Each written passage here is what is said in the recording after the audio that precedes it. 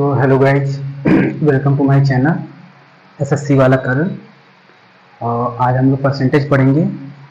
ये जो टॉपिक है दोस्त, मैं आपको बता दूं कि एसएससी बैंक, रेलवे या एनी अदर एग्ज़ाम के लिए बहुत ही इंपॉर्टेंट चैप्टर है। और अर्थमेटिक्स में इसे बैकबोन बोला जाता है, क्योंकि परसेंटेज से बहुत से ऐसे बड़े बड़े कैलकुलेशन हैं जो आप एकदम शॉर्ट फॉर्म में कर सकते हैं। आई थिंक अर्थमेटिक्स में अगर मैं बोलूँ तो मुझे ऑलरेडी 3 साल का एक्सपीरियंस है। मैं भी एक एसएससी एस्पिरेंट हूँ और मैंने भी अभी बहुत सारे एग्ज़ाम फेस किए हुए हैं। तो मैं आपको बता देता हूँ कि परसेंटेज से आपको बहुत सारे अर्थमेटिक्स के क्वेश्चन जो है कवर हो जाते हैं। जैसे कि मैं बता दूँ, प्रॉफिट एंड लॉस, CISI और स्पीड, डिस्टेंस, टाइम, और भी बहुत से ऐसे टॉपिक है, रेशियो पर पर्सन। ठीक है, तो ये सब परसेंटेज से ही रिलेटेड हैं, इसलिए एक दूसरे से जुड़े हुए हैं। तो मैं बता दूं, अगर किसी स्टूडेंट को सबसे पहले मैथमेटिक्स, अर्थमेटिक्स में अगर कोई चीज़ पढ़ना है तो सबसे पहले वो परसेंटेज से स्टार्ट करे। ठीक है, क्योंकि अगर आप डायरेक्ट इसके अलावा किसी और चैप्टर से स्टार्ट करते हैं तो समझ तो आता है, समझ में आता है, लेकिन थोड़ा सी कैलकुलेशन में आपको थोड़ा सा प्रॉब्लम होने लगती है। जैसे कि अगर आप डायरेक्ट इस चैप्टर को ना पढ़ के स्पीड एंड डिस्टेंस पढ़ेंगे तो उसमें आप क्वेश्चन तो बना लेंगे, समझ में भी आएगा, बट एक यहाँ तक देखा जाए तो परसेंटेज का बहुत बड़ा एक रोल होता है अर्थमेटिक्स में, इसलिए अर्थमेटिक्स में इसे बैकबोन बोला जाता है। तो मैं ये बता दे रहा हूँ कि मैंने परसेंटेज लिखा है, कुछ स्टैंडर्ड फ्रैक्शन लिखे गए हैं इस पे। आप देख रहे हैं फ्रैक्शन को परसेंटेज में कन्वर्ट करने के लिए, ठीक है ना, मैंने कुछ लिखा हुआ है जो कि आपको कंप्लीट कर लेना है। भाई इसे रट लो एकदम, मैं तो यही बोलूँगा। ठीक है, क्योंकि इसके बहुत वास्ट यूज हैं आगे। जैसे कि आप देख पा रहे हैं 1/2 जो है, इसका अगर परसेंटेज फॉर्म देखा जाए तो ये 50% के बराबर होता है। 1/3 होता है 1/3%। इसको डेसिमल में 33.33% अप टू 2 डेसिमल प्लेस तक लिख सकते हैं। ठीक है, आप वैसे भी डिवाइड करके देख सकते हैं। जाहिर सी बात है, अगर आप एसएससी स्टूडेंट है या और अदर कंपटीशन की तैयारी करते हैं तो ये सब बहुत छोटी बातें हैं कि एक फ्रैक्शन को डेसिमल में कैसे चेंज किया जाए। ठीक है, 1/4 25%। क्योंकि ये देखिए, मैं आपको दिखा दे रहा हूँ, इसका बहुत अच्छा एक यूज है कि ये जो होता है बेस वैल्यू होता है, जो कि ओरिजिनल वैल्यू होता है। जब इसका आप इसमें मल्टीप्लाई करते हो, ठीक है, तो ये डायरेक्टली मुझे 100% दे देता है। यानी कि ये डायरेक्टली 100 देता है और नीचे आप 100 से करेंगे तो ये कट जाएगा और 1 आ जाएगा, ये वाली वैल्यू आ जाएगी। ठीक है, आप देख पा रहे हैं। ठीक है, तो 1/5 का 20%, 1/6 का 16/3%, जिसको डेसिमल में 16.66% दे। भाई जिस तरह से एग्जाम के लेवल बढ़ रहे हैं, मैं बता दे रहा हूँ आपको, एसएससी ने इस बार जो ईयर 1 की जो कटअप निकाली है, ओबीसी की, युवा जनरल की, भाई मैं बता दे रहा हूँ कि आने वाले समय में ऐसा ना हो कि 200 में 200 नंबर कटअप चले जाए। जा भी रहा है, ऐसी बात नहीं है। तो बहुत से बच्चे इस वक्त कंपटीशन से बाहर हो गए हैं। तो मैं ये बता दे रहा हूँ कि ये जो आप मैं ये चाह रहा हूँ कि किसी भी चीज़ को अगर बेसिक से आप पढ़ रहे हैं, ठीक है, तो ये ज़्यादा इंपॉर्टेंट हो जाता है स्टूडेंट के लिए कि बड़े से बड़े क्वेश्चन को कैसे सॉल्व करें। अब आप यहाँ देख पा रहे हैं 1/6 है, 16, 2/2%, 2/3%, इसको 16.66% लेके जाए। भाई ये वाली जो वैल्यू है ना, डेसिमल वाली, आजकल क्वेश्चन इस पे बहुत ज्यादा आ रहा है, क्योंकि जो एग्जामिनर को पता है कि बच्चा फ्रैक्शन में वैल्यू रट के बैठा हुआ है। ठीक है ना, क्यों ना एक बार मैं इसे उसमें देके देखूं। ठीक है, इसको अप्रॉक्स वैल्यू आजकल ये भी लिख रहे हैं लोग 16.67%। ठीक है, अप्रॉक्स लिख रहे हैं, 5 से ज्यादा है तो आगे ऐड हो जाएगा। ठीक है, तो भाई एग्जाम में ये वाले टर्म्स थोड़े कम दिखाई दे रहे हैं, लेकिन डेसिमल वाले वैल्यू बहुत ज्यादा दिखाई दे रहे हैं। ठीक है, तो जो लोग बिगिनर हैं, भाई मैं उनसे बोल रहा हूँ, और जो लोग तो अभी तैयारी कर रहे हैं उन्हें अच्छी तरह से पता है। जो बिगिनर है मैं उनके लिए बता रहा हूँ कि भाई आप दोनों वैल्यू याद करके रखो। ठीक है ना, ये वाली और ये वाली। ठीक है, अब आते हैं नेक्स्ट पे 1/7। 1/7 का 14/7% होता है, इसका होता है 14.28%। भाई डेसिमल वैल्यू मैं इसलिए बार बार लिखना चाह रहा हूँ क्योंकि इस एग्जाम में है ना, डेसिमल वैल्यू बहुत ज्यादा दिए जा रहे हैं। ठीक है, और ये देखिए 1/8 का होता है 12 यानी कि 12.5%। ठीक है, इसके बहुत वास्ट यूज मैं आपको आगे बताऊंगा कि भाई अगर ये सब स्टैंडर्ड लिखे गए हैं तो इसके क्या यूज है। 1/9 को लिख सकते हैं 11, 1/9%, इसको लिख सकते हैं 11.11%। फिर 1/10 को 10% आप जानते ही हैं, 1/11 को 9, 1/11% 9.09%। भाई 1/12 8, 1/3%, 8.33%, 1/13 7, 9, 13%, इक्वल टू 7.69 और भी आता है, लेकिन अप टू 2 डेसिमल प्लेस मतलब मैक्सिमम है। ठीक है, 2 डिजिट के बाद से आपको इसमें लिखना वो हो जाएगा, जबकि ये और भी वैल्यू जाएगी, but does not matter. 1/14 equal to 7 2/14%, 7 1/7% होता है इक्वल टू 7.14, और भी आगे वैल्यू जा सकती है। 1/15 6 10/15 होता है, ये 10/15 कटेगा 2/3 आएगा इक्वल टू 6.66%। ठीक है, अब ये देखो ये 1/16 है, 1/16 का 16 4/16 होता है, ये 4 से 16 कटेगा 6.25%। ठीक है, और ये 1/20 है, 20 का 5% आप जानते ही हैं। मैं ये बार बार ये बता रहा हूँ कि ये जो वैल्यू होता है, ठीक है ना, ये इसकी ओरिजिनल वैल्यू होती है, जब इस पे आप मल्टीप्लाई करते हो तो 100% की वैल्यू मिल जाती है। ऐसी आता है 1/25%, ये होता है 20% के बराबर होता है। 1/30 इक्वल टू 3.33%। तो आप देख रहे हैं ये जो है एक स्टैंडर्ड फ्रैक्शन है, ठीक है ना, बेसिक स्ट्रक्चर है। इसी से आगे भी और सारे जो फ्रैक्शन के डेरिवेशन किए जाते हैं, मैं आपको आगे भी बताऊंगा इसको कैसे डेरिवेशन किए जाते हैं, लेकिन मैं ये बोल रहा हूं कि आपको जो है ये चीज पूरी तरह से कंप्लीट करके लिख लेनी है। अब जो स्टैंडर्ड फॉर्म आपने देखा, उसके बाद से मैं आपको बता रहा हूँ कि जो सबसे पहले मैंने आपको स्टैंडर्ड फॉर्म बताया था वो एक बेस स्ट्रक्चर था। उससे हम लोग कितनी तरह के स्टैंडर्ड फॉर्म और भी फ्रैक्शन के बना सकते हैं या एग्जाम में पूछे जा सकते हैं, बड़े क्वेश्चनों को सॉल्व करने के लिए, छोटे क्वेश्चन को सॉल्व करने के लिए। आप देख पा रहे हैं 1/2 फ्रैक्शन इसका 50% होता है। अगर 1/2 में मैंने 1/2 से मल्टीप्लाई कर दिया तो ये 1/4 हो जाएगा। अब यहाँ पर देखिए, अब 1/4 को जैसे आपने तो डायरेक्ट याद कर लिया, 25% समझ में आता है। अगर नहीं याद हुआ तो कुछ नहीं करना है यार, 1/2 का बेस स्ट्रक्चर आपको पता है ना, 50% होता है। अगर इसमें 2 से मल्टीप्लाई हो रहा है तो इसमें 2 से आप डिवाइड कर दीजिए, ये 25% आ जाएगा। फिर देखिए 1/4 का अगर इसका ट्वाइस अगर हो रहा है, अगर ये इसका दोगुना हो रहा है, इसका दोगुना हो रहा है, तो अब जाहिर सी बात है इसमें आप 2 से डिवाइड कर दीजिए, डिवाइड कर देगा 16 1/4% आ जाएगा। फिर अगर ये इसका दोगुना हो रहा है, ठीक है, इसलिए मैंने बाहर 1/2 लिखा है कि मैं 1/2 से सब में मल्टीप्लाई करूंगा, नीचे वाले में 2 से मल्टीप्लाई करूंगा, 16 16 दूना 32, अगर 2 से मल्टीप्लाई करूंगा जो पहले वाले फ्रैक्शन का स्टैंडर्ड फॉर्म है उसमें 2 से डिवाइड हो जाएगा, 2 से डिवाइड कीजिएगा 3 1/8% आएगा। तो आप देख पा रहे हैं कि मैंने एक स्ट्रक्चर उठाया और इससे मैं ऐसे बनाते गया। इससे आप और भी 32 गुना 1/64 भी लिख सकते हैं, उससे आगे भी जा सकते हैं, ऐसे करके आप इसको बढ़ा सकते हैं। जैसे इसे बेस में मल्टीप्लाई होते जाएगा इसके स्टैंडर्ड फॉर्म में डिवाइड होते जाएगा। वैसे कि 1/6 का देख रहे हैं, ठीक है ना, 1/6 का आपका बेस स्ट्रक्चर 16 2/3% मैंने पहले ही बता दिया था। ठीक है, अगर आप इसका जो है, अगर आप इसमें 2 से मल्टीप्लाई कर रहे हैं, इसका डबल कर रहे हैं, इसका अगर डबल कर रहे हैं यानी कि इसका हाफ कर रहे हैं, एक तरह से हम बोल दें इसका हाफ कर रहे हैं, ठीक है ना। नीचे वाले में अगर मैं बोलूँ 2 से मल्टीप्लाई करो या 1/2 से मल्टीप्लाई करो, बात एक ही है, ये 12 आएगा तो इसमें डिवाइड कर दिएगा, 2 से आप डिवाइड कीजिएगा तो 8 आएगा, और ये 2 से डिवाइड कीजिएगा कट जाएगा 1/3 आ जाएगा। ठीक है, इसको और भी डेरिवेट करके आप यहाँ पे भी समझ सकते हैं, ठीक है, कि 16 प्लस 2/3 था, ठीक है, 16 2/3 था। अगर इसमें 1/2 से हम डिवाइड कर रहे हैं तो ये 8% हो जाएगा, प्लस ये हो जाएगा 1/2 इंटू 2/3, ये कट गया इससे, ये हो जाएगा 8 प्लस 1/3, वही चीज़ को मैंने यहाँ पे लिख दिया है। फिर अगर आप 1/2 से मल्टीप्लाई कर रहे हैं तो इसमें 2 से डिवाइड हो जाएगा, 4 1/6 हो जाएगा, फिर इसका डबल करोगे तो 1/48 हो जाएगा, ये हो जाएगा, फिर 2 से डिवाइड करें तो 1/12% हो जाएगा। आप देख पा रहे हैं, इससे बहुत बड़े बड़े स्ट्रक्चर को जो है आप सॉल्व कर सकते हैं। जैसे मैं आपको दे रहा हूँ कि फ्रैक्शनल पार्ट, जैसे मान लीजिए मेरे पास है एक 2/5, ठीक है, इसको हम कैसे लिख सकते हैं, तो हम 2/5 को हम 2/5 लिख सकते हैं। ठीक है, अगर मुझे याद है कि इसका 1/5 कितना था, अगर मुझे याद है इसका 1/5 20% था, और इसमें अगर 2 से मल्टीप्लाई करें तो जाहिर सी बात है ये 40% हो जाएगा।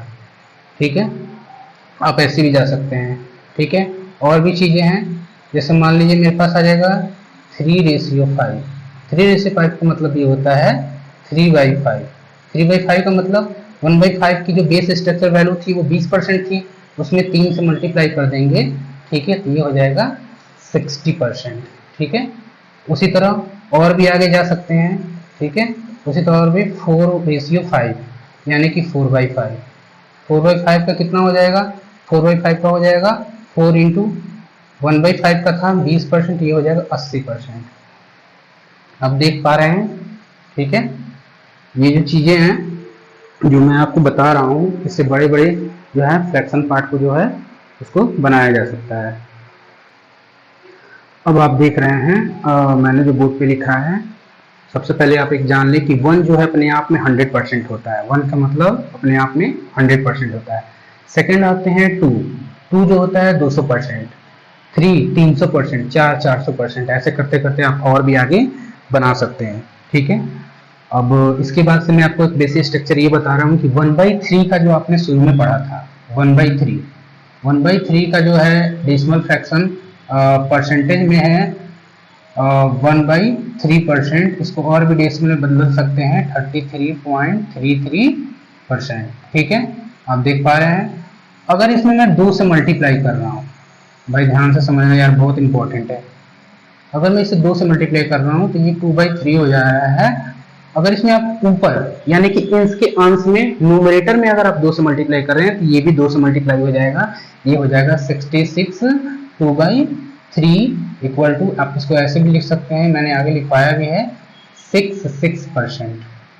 ठीक है, 1/3 के बस 2 ही स्टैंडर्ड आपके काम में आते हैं, एक होता है 1/3 और एक होता है 2/3। 1/2 का फ्रैक्शन मैंने इसके पहले बता दिया था, उसमें आप जितने से मल्टीप्लाई करते जा रहे हो या जितने से डिवाइड करोगे वो आगे भी वैसे ही रिड्यूज या ज़्यादा होता जाएगा। 1/3 का मैं बता दे रहा हूँ। उसी तरह से हम आते हैं 1/4 का। भाई 1/4 का होता क्या है? 1/4 फ्रैक्शन का हम लोग पता है कि ये 25% के बराबर होता है। कितने परसेंट के बराबर होता है? 1/4 जो है 25% के बराबर होता है। अगर मैं इसमें 2 से मल्टीप्लाई करते जाऊं तो भाई ये 2/4 हो जाएगा, और 2/4 कितने के बराबर हो जाएगा? ये 50% के बराबर हो जाएगा। ऑफिस से बात है यार कि अगर आप इसको काटोगे तो ये 1/2 हो जाएगा, और 1/2 मैंने शुरू में ही बता दिया कि ये 50% के बराबर हो जाएगा। ऐसे अगर मान लो कि मैंने इसमें जो है 2 से, अब मैंने इसमें 3 से मल्टीप्लाई किया, 1/4 में 3 से मल्टीप्लाई करने के बाद 3/4 आ जाता है, और 3/4% कितने बराबर? पहले हम देखते हैं अपने बेस फॉर्म। 1/4 25 के बराबर है, 25% के बराबर है, तो 3/4 25 में 3 से मल्टीप्लाई करते हैं भाई 75% के बराबर हो जाएगा। ठीक है, बस ये 1/4 का बस 3 स्टैंडर्ड याद रखो, याद करने की जरूरत नहीं है यार। 1/4 का याद रखो, आप जितने से मल्टीप्लाई ऊपर करते जाओगे ये तब तक आपको करना है, जैसे मान लो कि अब जब तक कि न्यूमरेटर बराबर ना हो जाए। जैसे मान लो अगर मैं 4 से मल्टीप्लाई कर रहा हूँ तो भाई अपने आप में कट के ये 1 आ जा रहा है, जो कि ऑलरेडी 100% के बराबर हो जाएगा। तो जाहिर सी बात है इसके बाद लिखने की बेवकूफ़ी होगी। मैं वो बता रहा हूँ जिसके न्यूमरेटर हमेशा नीचे वाले से कम है। ठीक है, तो 1/3 हो गया, तो 1/4 का बस 4 आप याद रखो, बाकी सब सही है। नेक्स्ट पे आते हैं। नेक्स्ट वाला मैं बता रहा हूँ 1/5 के बारे में। 1/5 के बारे में आपको पता है कि ये जो है 20% के बराबर होता है भाई। ठीक है ना, और अगर मैं इसमें 2 से मल्टीप्लाई कर रहा हूँ तो ये हो जाएगा 40%, जो कि मैंने इसके पहले ही बता दिया था आपको। 3 से मल्टीप्लाई कर रहा हूँ अगर मैं इसमें तो ये हो जाएगा 1/2 का 20 है तो 3 का 60% हो जाएगा।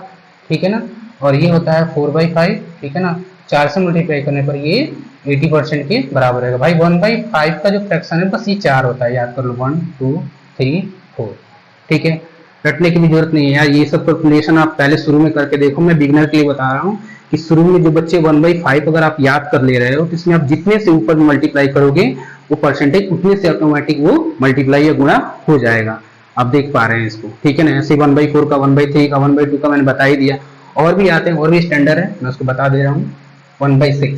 ठीक है, 1/6 का होता है 16 2/3%। ठीक है ना, इसको आप डेसिमल में 16.66% लिख सकते हैं। ठीक है ना, अब जैसे कि अब उसमें 2/6 यानी कि आपने 2 से मल्टीप्लाई किया, ये भी 2 से मल्टीप्लाई होगा।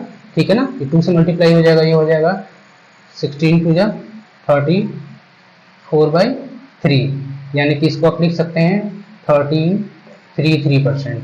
ठीक है, आया यार, इसको काटोगे ना तो 1/3 ही आएगा। ठीक है ना, जो 1/3 का बेसिक स्ट्रक्चर जो है यही है। ठीक है, परसेंटेज में। फिर मैं इसको 2 से कर रहा हूँ, मैं इसको 3 से कर रहा हूँ, 3/6। ठीक है, 3/6 हो रहा।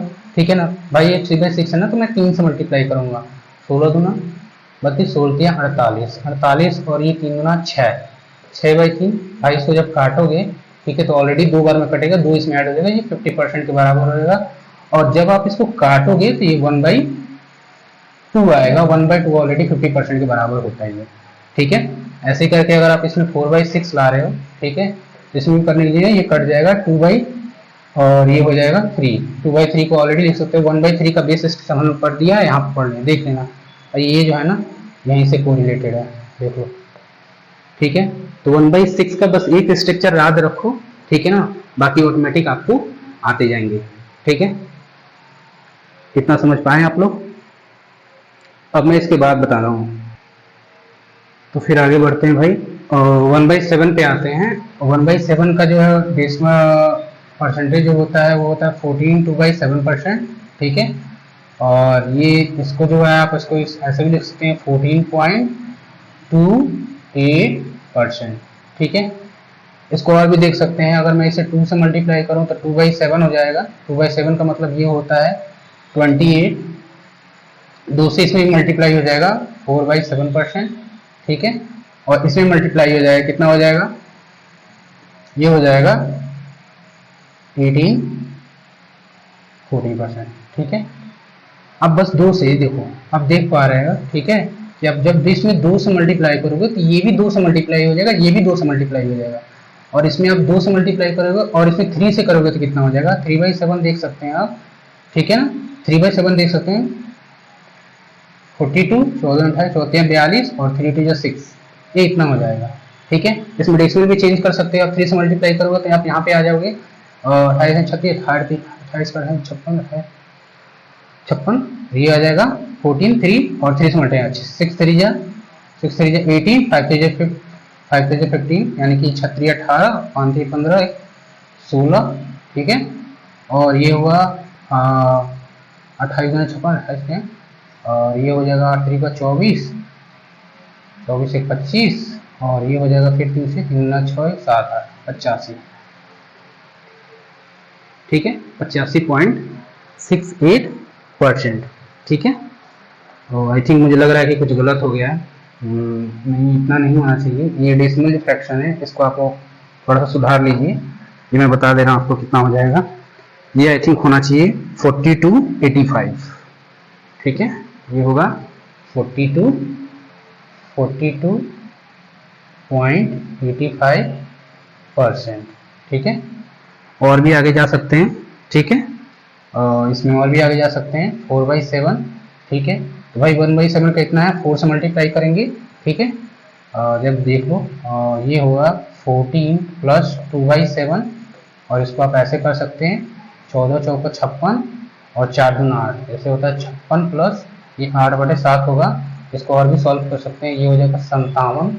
ठीक है ना, 1/7%। ठीक है ना, इसको ऐसे भी लिख सकते हो। ठीक है ना, या इसको चाहो तो आप डेसिमल भी कर सकते हो, ये हो जाएगा 57 पॉइंट, ठीक है, 7 1 जा 7, और ये हो जाएगा इतना। ठीक है, आप देख पा रहे हैं इसमें। ठीक है, ये हुआ 2 10 3 7 चौका 28। ठीक है, इतने परसेंट को लिख सकते हो 1/7 4/7, और भी इसमें आप 5/7 भी जा सकते हैं। ठीक है, एज योर विश, आप चाहे तो इसको और भी सॉल्व कर सकते हो। देख पा रहे हैं आप।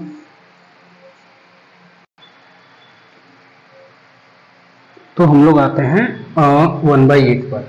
देख पा रहे हैं 1/8 का जो फ्रैक्शन होता है, ठीक है, ये होता है 12 1/2%। इसको लिख सकते हैं 12.5%। ठीक है, ऐसे ही आपको 2/8 का भी निकाल सकते हैं। ठीक है, 2/8 ऑब्वियसली ये कटेगा तो 1/4 ही होगा भाई, ये 20% के बराबर होगा, ज़्यादा नहीं सोचना है। ठीक है, 3/8 एक स्टैंडर्ड फ्रैक्शन हो जाता है भाई। ठीक है, 3/8 में 12 3 36, ठीक है ना, 12 3 36 1 37 बट्टे 1/, ठीक है, 2%। ठीक है, यानी कि आप उसको 37.5% लिख सकते हैं, और ये बहुत स्टैंडर्ड फॉर्मूला है भाई, याद रखो, एग्जाम में हमेशा डालता है, इसको वीडियो डाल लो। ठीक है, ये देख रहे हैं। और अब हम आते हैं 1/9 का। 1/9 का होता क्या है, 11 1/9%। ठीक है, डेसिमल में इसका कितना होता है 11 पॉइंट, ठीक है, 11%। ठीक है, ऐसे ही आपको उसका 2/9 का निकाल सकते हैं। 2/9 का होगा 22 2/9%। ठीक है, इसको लिख सकते हैं 22.22%। ठीक है, 3/9 3/9 का कितना हो सकता है, ठीक है, 33 3/9। ठीक है, इसको लिख सकते हैं 33.33%। ऐसे ही आप आगे भी लिख सकते हैं 1/9। 1/9 का क्या होता है, सॉरी 4/9 का क्या होता है 44, ठीक है 4/9 इसको लिख सकते हैं 44.44%। ये आते जाएगा। ये 9 का जो है ना बहुत ही एक अच्छा सा एक कम्युनिकेशन होता है भाई, 5/9, ठीक है। इसको आराम से आप लिख सकते हैं 55, 5/9 इसको ऐसे भी लिख सकते हैं 55.55%। ऐसे आगे भी आप चाहो तो कर सकते हो, ठीक है ना, 6/9, ठीक है। तो ये हो गया, ठीक है। और अब मैं देख रहा हूँ आपको कि 1/10 का कैसे लिख सकते हैं। 1/10 का बेस फॉर्मूला होता है भाई 10%, ठीक है। अगर मैं 2/10 इसमें लिख रहा हूँ, ठीक है, 2/10 का मतलब 2 से मल्टीप्लाई करूँ तो ये 20% डायरेक्ट हो जाएगा, ठीक है ना। 3/10% भाई 1/10 का कितना होता है 10, तो ये 30% हो जाएगा, ठीक है। 4/10, 4/10 का क्या होता है 40%। ऐसे करके भी आप इसको आगे भी बढ़ा सकते हो। तो आई थिंक आप इतना समझ पाए होंगे। और फिर अब हम लोग आते हैं, हम लोग का 1/10 तक का हो गया था। अब हम लोग आते हैं 1/11। यहाँ से आते हैं 1/11। 1/11 का कितना था भाई, 1/11 का था 1/11 इक्वल टू 9.09%। भाई इसका भी एक बहुत अच्छा ट्रिक होता है। ट्रिक क्या होता है, ये एकदम सीधे सीधे होता है। अगर आप 2 से मल्टीप्लाई कर रहे हो तो ये हो जाएगा 18, 2/11 इसको लिख सकते हैं 18 पॉइंट, ठीक है। अगर आप 2 से मल्टीप्लाई कर रहे हो तो ये हो जाएगा 18%। ये कैसे हो रहा है भाई, पहले 1/11 जो है ना इसका 9 1/11 होता है। अगर आप इसमें 2 से मल्टीप्लाई करोगे तो 9 दूना 18 हो जाएगा, और 2 का 1 में मल्टीप्लाई होगा तो 2/11 हो जाएगा। डेसिमल में कैसे करेंगे, 2 से मल्टीप्लाई करेंगे, 9 दूना 18 और 9 दूना 18, ठीक है। 3 से करेंगे 3/11, ठीक है ना, इसका होता है 327, 3/11, और इसमें 3 से मल्टीप्लाई करोगे तो 27.27%। ये आगे बढ़ते जाएगा, ठीक है। 4/11, ठीक है ना, 9×4 = 36, 4/, ठीक है 11%, इसको लिख सकते हैं 36.36%, ठीक है। और भी लिख सकते हैं इसको 5/11 कर लो। 5/11 करोगे तो ये हो जाता है 45, 5/11, इसको लिख सकते हो कितने 45.45%, ठीक है।